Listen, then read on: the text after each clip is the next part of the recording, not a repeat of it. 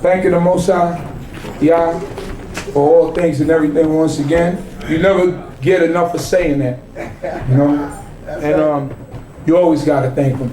So that's why every time I come up here, I thank him.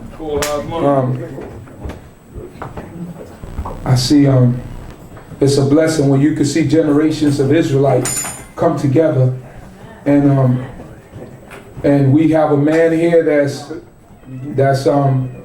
many, through some way, directly or indirectly, many of us learned that language from Moreh Meshael Yisrael. Now, the title Moreh means teacher. And the masculine form, I learned that from him. Sitting in his house. You know, if you know Moreh, you got to go into the Hip Ha'el and the Moreh when he teach you that Hebrew, you're going to learn it thoroughly, you know. So it's up to you whether or not you want to apply it and you want to, you know, do what you have to do with it.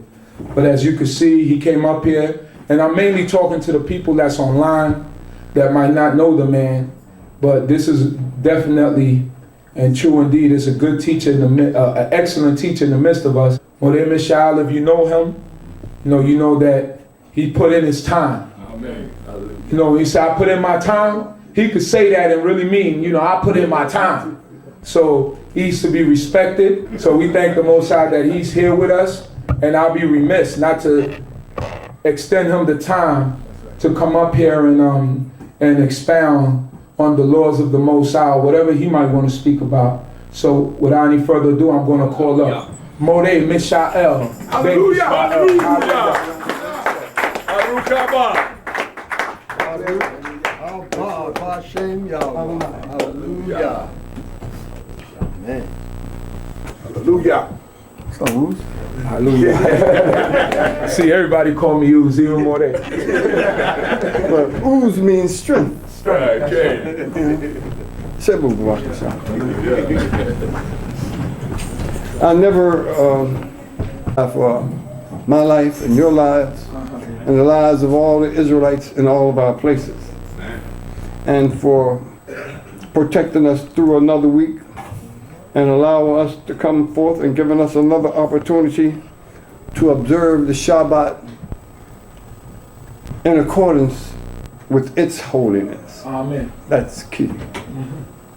Because there are lots of things that could distract us from, you know, observing the portions of the Shabbat that we are allowed to observe in the foreign countries. Because you know that there are many, many things that we would be in violation if we enact these certain things in these countries. Because first and foremost, there is an express portion for the priesthood, the Aaronite priesthood. And that portion has gotten kings killed. That portion has gotten Levites killed on the spot. Like the great king Uzziyahu, who was a great king. I think that in his mind, and probably from the people that were in his era, they had began to compare him with the great king, David. And his ego grew, and he thought that he had access, like the access of his father. And he didn't. But in his time, our nation was in trouble because the corruption was rampant. I mean, we in these particular places and times, unless we really are scholars of our history, cannot imagine the stuff that was going on in our country right in the face of the Most High God. And unfortunately, because of the curse and because of the things that captivity teaches us, most of our people are still doing the same thing. You know, this is a great opportunity to change. You know, even though there are many, many things that we are required to do on the Shabbat, the Most High said, I send forth my name and it performs wonderful things. And you may say, what does that mean? What were you doing when you first heard that great and that glorious sound, the ultimate of all sounds possible, Jehovah? What were you doing? What was I doing? How did that affect your life? How did it affect my life? That's that great and glorious sound, Jehovah, going forth to rescue his people. I pray that the Most High will be with us throughout this week that's coming and throughout the days of the weeks of our lives, and that we would evolve and that we would overcome some of these negatives that have been taught by the captivity. Right. Some of these negatives that are direct results of the curse, and that we would find favor in the sight of the Most High God, and that he would allow us to return safely unto him, and that we will continue to be viable candidates for the remnant, because the Most High has made it very clear he doesn't want all of us back. He's not going to take all of us back. Even some of us that hold on until he brings us to another place.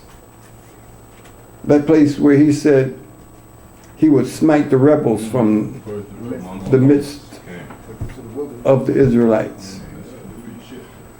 And those rebels would not be allowed to go into the land and reestablish the same stuff that got us kicked out of the land in the first place. Jehovah is righteous. Everything that comes forth out of his mouth is righteous. Everything that happens to any one of us is righteous. And even in the hardships that come upon our lives,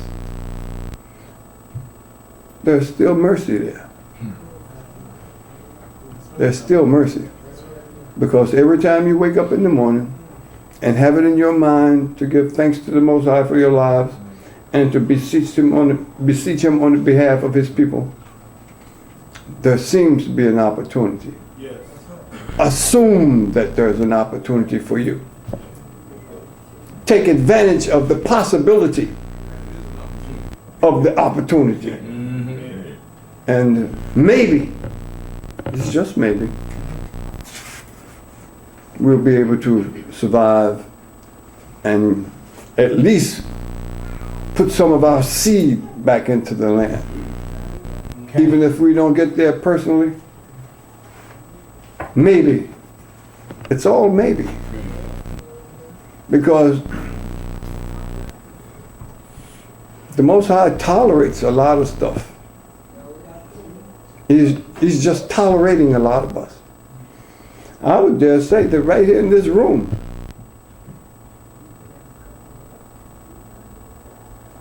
there won't be many of us that will say convincingly before the Most High God, I am righteous. I'm not saying that righteousness is not an achievable goal. Right. Because it would be, what kind of an act would it be for a great God to give unto people requirements that he knows that they cannot keep. Knowing that he has already made it clear that there's no crime that goes unpunished.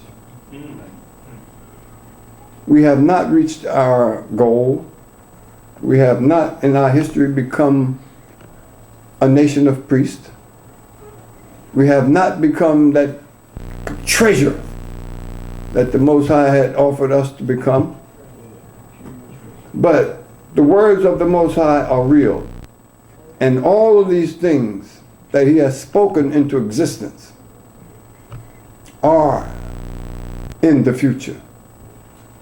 Praise the Most High God. Try to learn what love is.